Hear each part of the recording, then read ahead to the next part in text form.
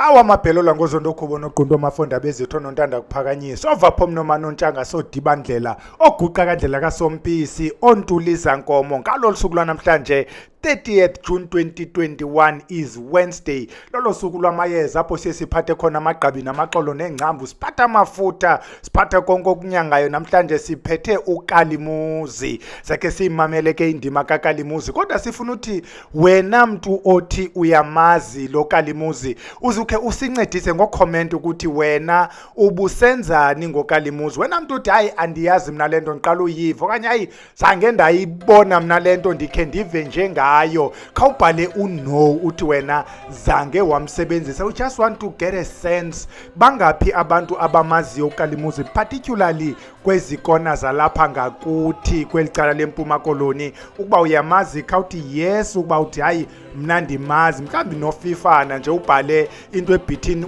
yes no. Wena mntu ofikayo ke sithi khawukhe usijoin ngoba ukhulise elikhaya by subscribing. Iyasincedisa ke nento ye-comments, likes or share ukwenzela uba naye uYouTube ayibone lento bayinoko lento yaya somewhere. Siphethe lo Kalimuzi ke namhlanje, but we'll start by saying namhlanje nje ba i-30th iform yalapha ekhaya ivala nge-month end, ivula nge-month end, ivale nge-month end, ivule nge-month end. Today iform ke yakho wena mntu othi uba ulujoyina isikolo samayeza iyavula, izawuphinda ivale full month because ivula inyanga yonke, ivala inyanga yonke. You don't just get there ufike active, izaba active ke afternoon namhlanje. Masingeneni ke kuye uKalimuzi singekayitsali sinabise sitye idata. Bayakhala onodata. Sithini ke xa sithetha ngoKalimuzi? The scientific and botanical name bathi Calamus. Kulapho ke kuvela eligama lethu bhele wathi xa iba yiCalamus wathi yena yiKalimuzi ukwenzela bangazisokolisi wamtsibu Acorus. Is Acorus Calamus isuka ke kwifamily kuthiwa yiAcoraceae, kanye abantu bathi Acoraceae bayikhumsha abantu.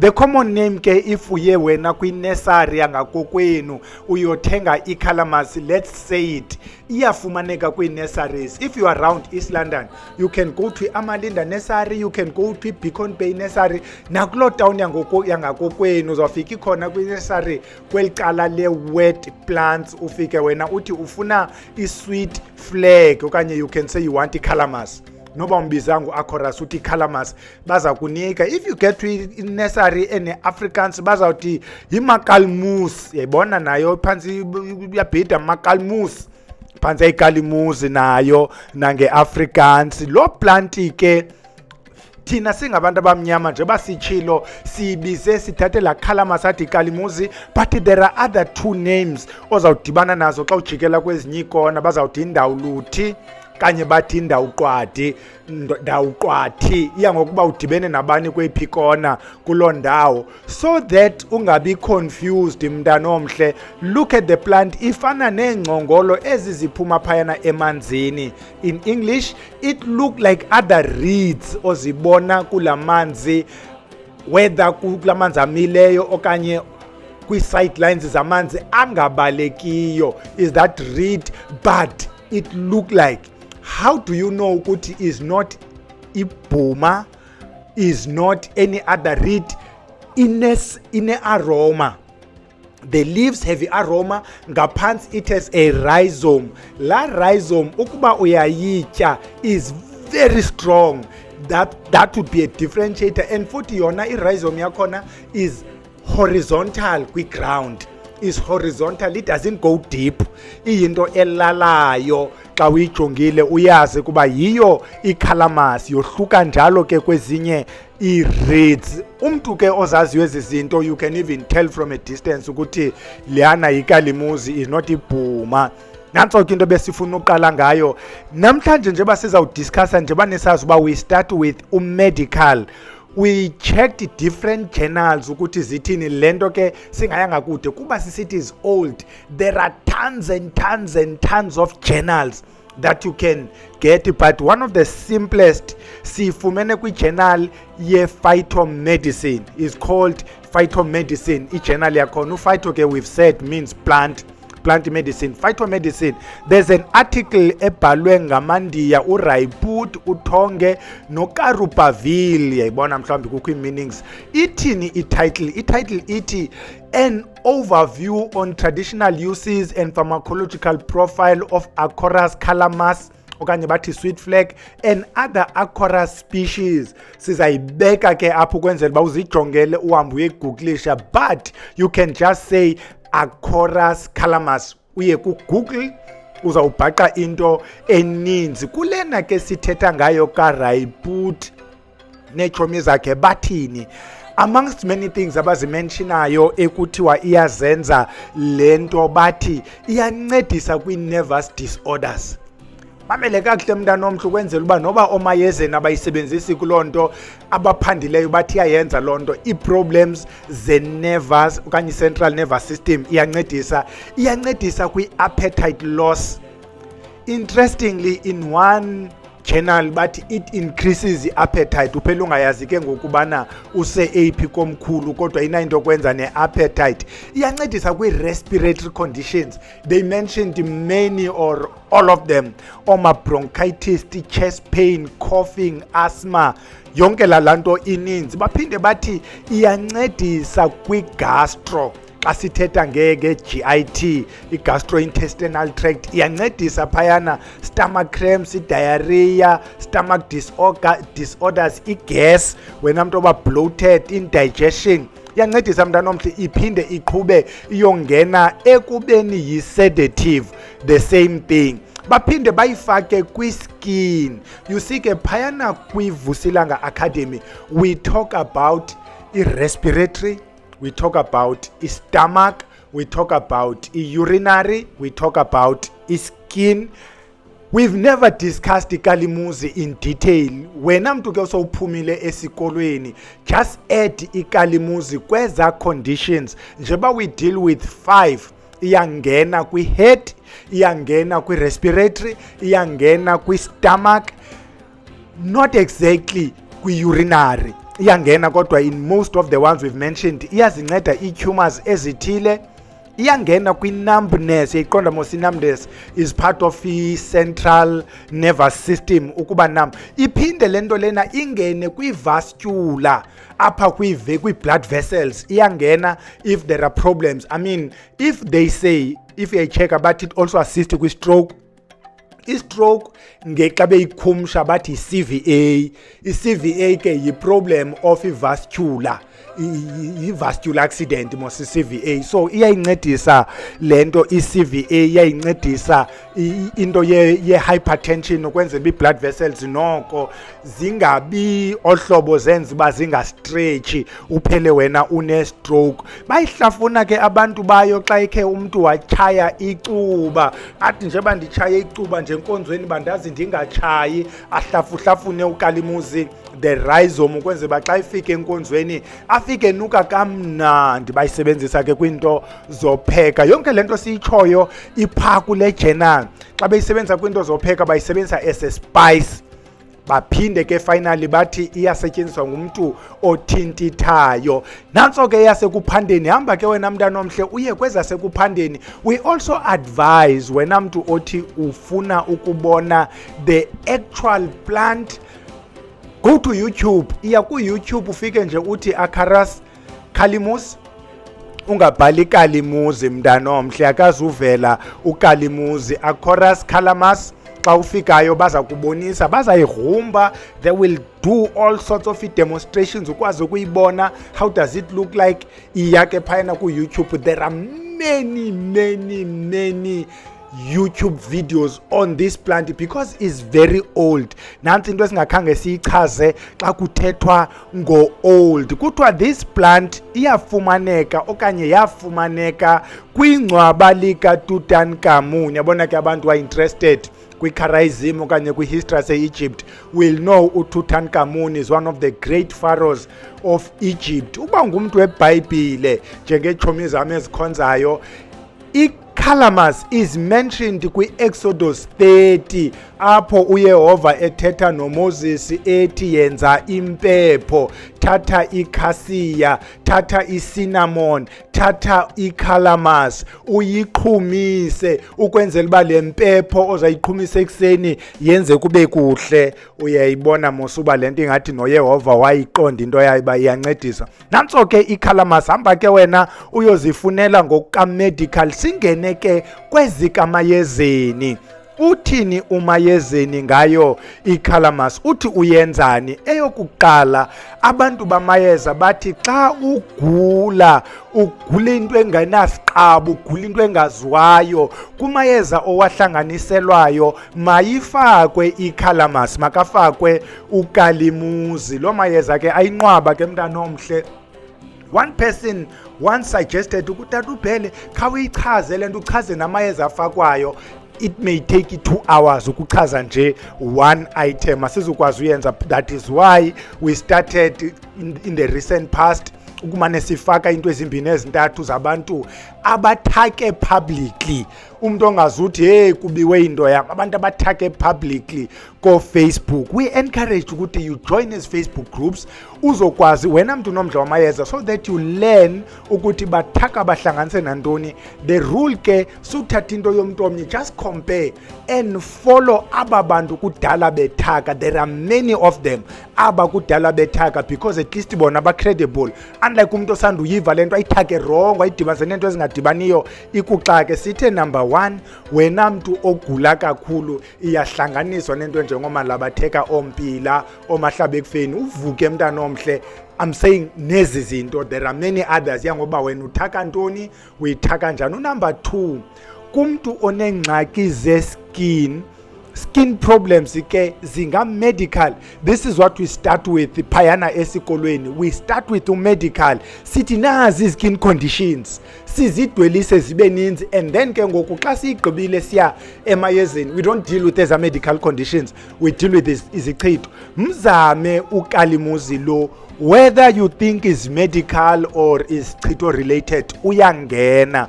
Number 3, respiratory conditions iyazenza lento ezi-asthma bekuthethwa ngazo above, eza bronchitis, yonke nje lanto ine-skin condition i-respiratory. By the way, abanye sebeqalile ukuyisebenzisa for esi sifo kuthiwa yi-COVID-19, and people are saying iyasebenza, and it should, because the aroma, if sisebenzisa uKalimuzi, ginger, zi-bronchodilators, ezazinto, to an extent ginger, yes, to an extent, but uKalimuzi, it is a known bronchodilator. Lena into is respiratory. It doesn't end there. It has essential oils. It has an aroma. Tata ke wena uyonyanga umkhuhlane we-COVID. Number 4, sithi wena mntu othi isihlwele into yaso ithanda uhambe ngathi iyahexa, particularly izihlwele zasemanzini. Siyayazi mos bizihlwele zasemakhaya zikwindawo ngendawo depending na kwifamily. Bakhona abantu kwifamily zakokwabo, umzekelo oDlamini bazawuthi izihlwele zakokwabo ziselwandle, obhele bathi izihlwele zakokwabo zisemiqolombeni, zisezintabeni, and emilanjeni yavubhela kalibalanga ulwandle. Omnye uzawuthi hayi ezasekhaya izihlwele zisehlathini. But even if ubhele akalibalanga ulwandle ngukhaya khulu, ngumzomkhulu wemizi emikhulu. Izihlwele zasemakhaya zikho kuzo zonke ezinkundla, but you'll find that ukubana nina ningabantu, I will make an example.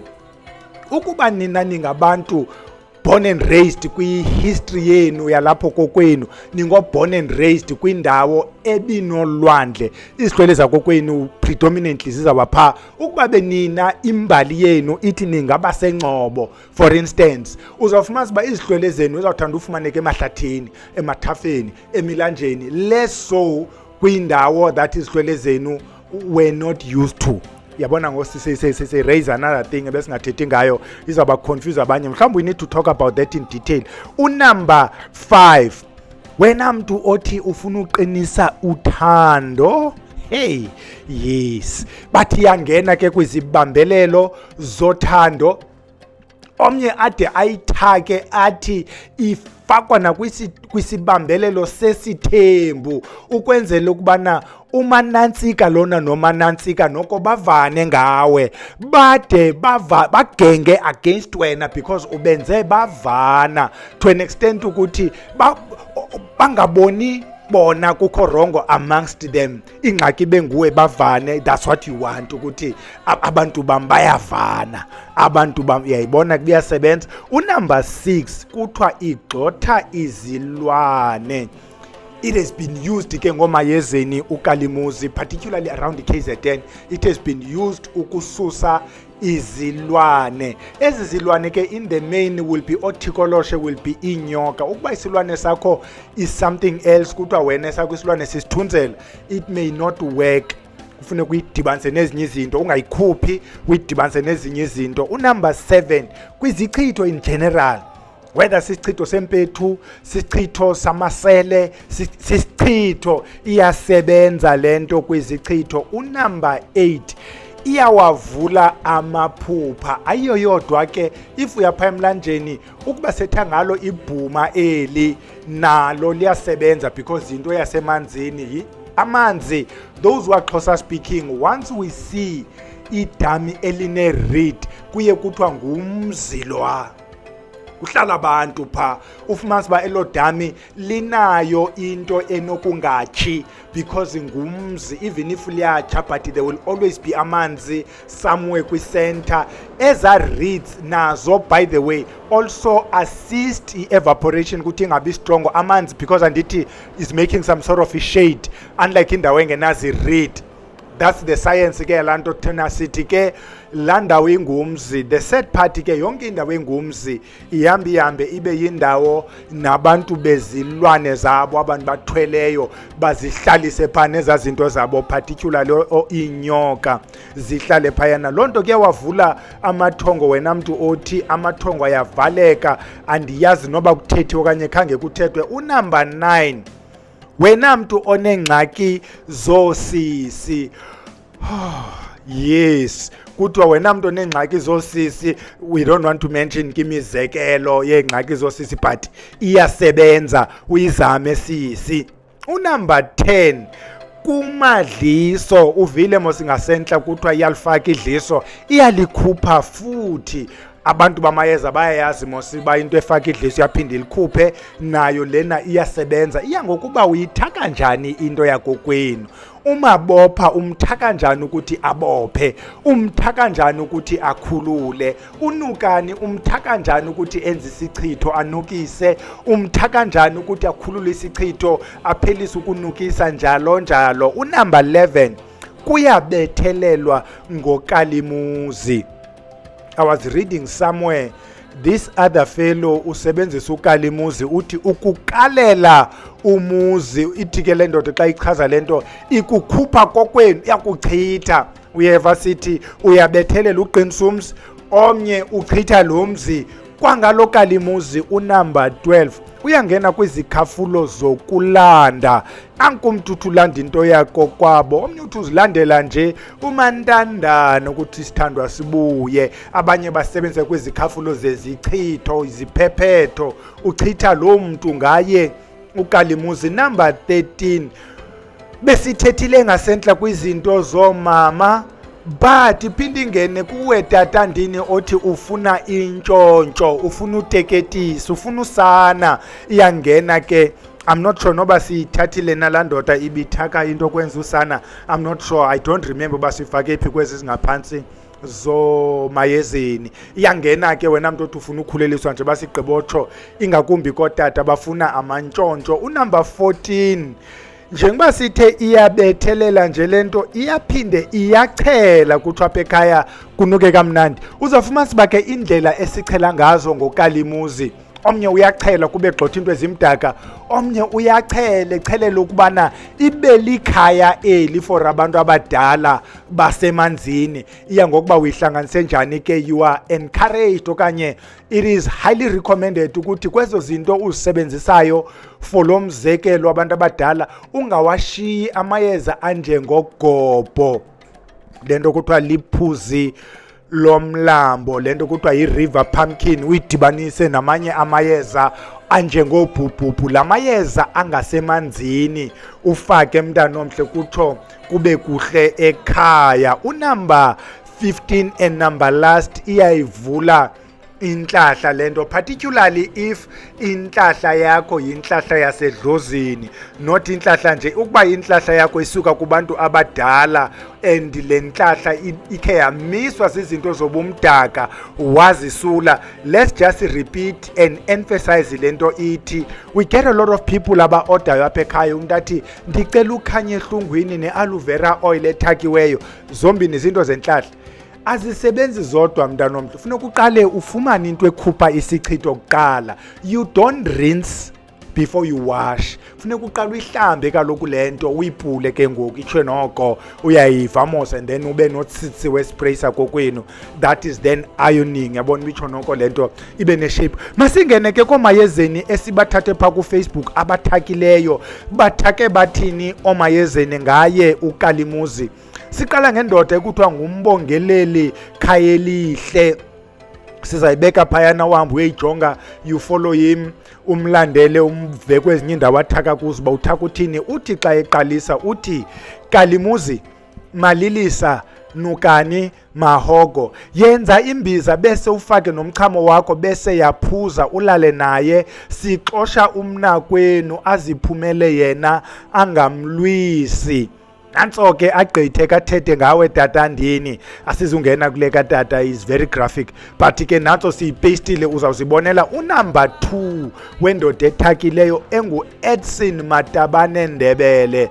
Uthini yena? Uthi linjani lonke bamba umuntu wakho enganyakazi, Kalimuzi sima naye mlomo mnandi, hlanganisa konke ukuyaye bese ufaka i-teaspoon emazini afudumalayo, uphuze ulinde 40 minutes bese ulala naye. Hey, nanso ke siye kunumber last. Unumber last uthi Jesus, I didn't get igama ke ngoku lakhe unumber last unfortunately, but ke masesimfunda kuba sesilapha. Uthi ake uthathe le nduku eyodwa nje uKalimuzi. Uthi gumba umgodi 4 khon wendle 5 ngowasesangweni, ufake uKalimuzi phakathi emgodini ukhulume uthi ngiyavala inhlupheko makuze inhlahla la ekhaya kuqine. Yeah, I think the essence ayicaca ngalanto ibhaliwe, but the essence uyokomba lo mngxunya kwindawo ezi5, ufake uKalimuzi, ufake I think uKalimuzi yedwa, ucela inhlahla.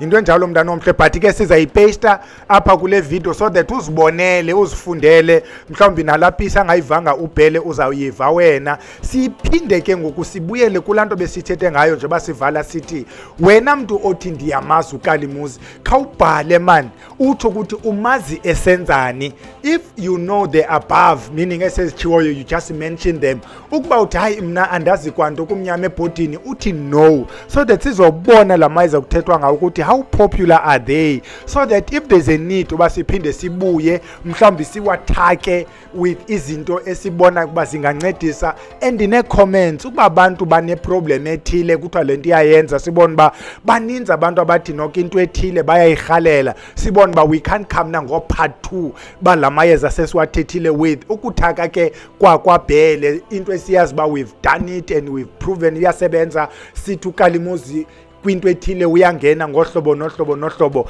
Baleka ke uyobhala mntana omhle uncedise kule discussion nokhulikhulisa, because you also want to know umuntu othi hey lento uyichazileyo ngaphandle ngaphezulu doesn't work, usixelele uba why usithi it doesn't work. Siyekile ke yalala, sizayodibana Friday xa kuthakwa. Ungalibali ke wena uya kuyo i-form afternoon camagu.